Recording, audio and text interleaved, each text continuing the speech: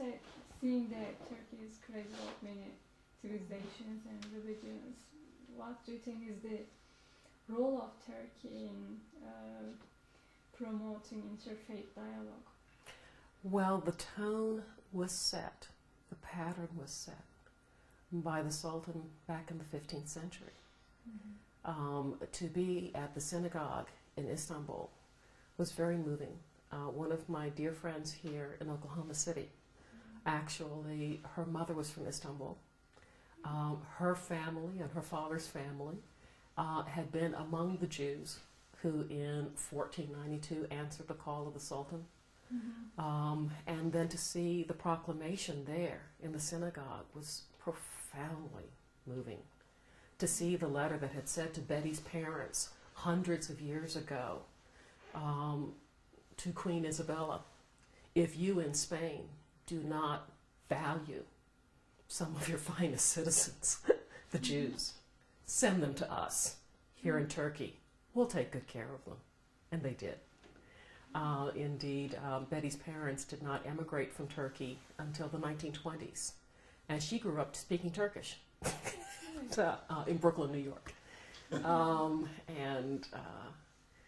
so I wondered whether back in the 1490s, if the Sultan had realized that in 2005, there would be this little colored cowgirl in Oklahoma City whose friend was a Brooklyn Jew that he had saved. Oh, just extraordinary, extraordinary. Turkey set that tone centuries and centuries ago, that people from all over should be able to come here and live in safety and be who you are. And if you choose to become Muslim, it's because of the fine example of how fair we are as business people. It's because you approve of and enjoy the way that we live. And you say, hey, I think I'd like some of that for me. That's the way for conversion to occur. And it seems as if that's the way it happened in Turkey. I think that's a message for our day. And as you pointed, maybe we should think more long-term projects. And if we think about the trip, how would you describe it in terms of interfaith dialogue? Well, I tend to have this sense that when people are there, especially those of us who are middle-aged, we're tired. And so it may be hard to think.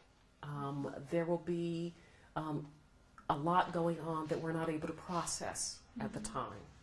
And it's not until we come back oftentimes that we're able to start to synthesize and really start to work through all that we took in.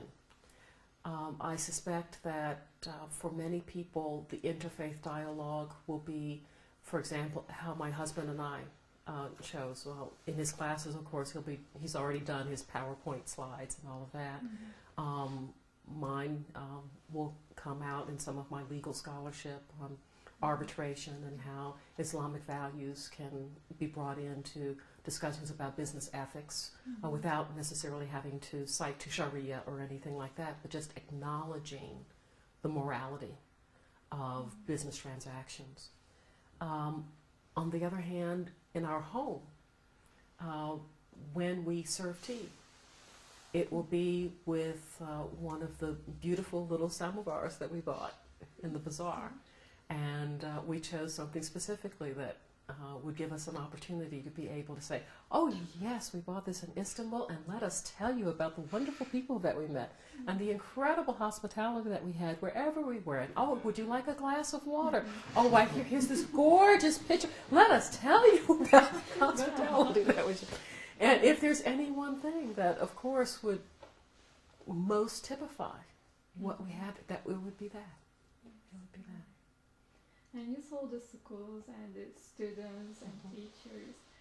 And again, if you think about next 10 years or 20 years, how would those schools and that education model would affect?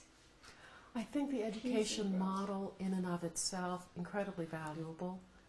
I was very grateful to hear that schools through the HESMAT would be founded in Africa also.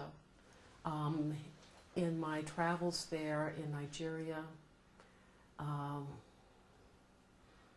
was very, very, very disturbed to hear and to learn from friends that it was true, that a lot of money is being offered in some states in Nigeria for schools to be established that are promoting a Taliban style of supposed education. And especially when you're offering a free education to people who understand education is the key for economic, not only survival, but for liberation. They're not questioning what they're getting. They're not questioning whether the education themselves is opening their mind or whether it's closing them. So the idea that there would be schools inspired by Fethullah Gulen in some of these African countries, it lifted a great pain that had been on my heart, because it's an education that seems to be open. I'm sure that there are people that would like there to be, no spiritual content at all, but nature abhors a vacuum. There has to be something in there. But more than anything else, I look forward to the schools as the place that will be bringing up generations of mothers who are well educated, who are working, who are intellectuals, who are scholars, who are doers, who are remaking the world. I went to women's college. All the women who are close to me went to women's colleges. My mother went to a women's college.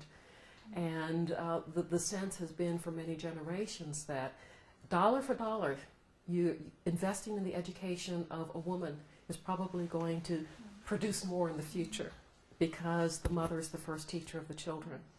If you have a stupid mother, you have stupid children. If you have a well-educated mother, you will have well-educated children. And we are the protectors of the culture and civilization.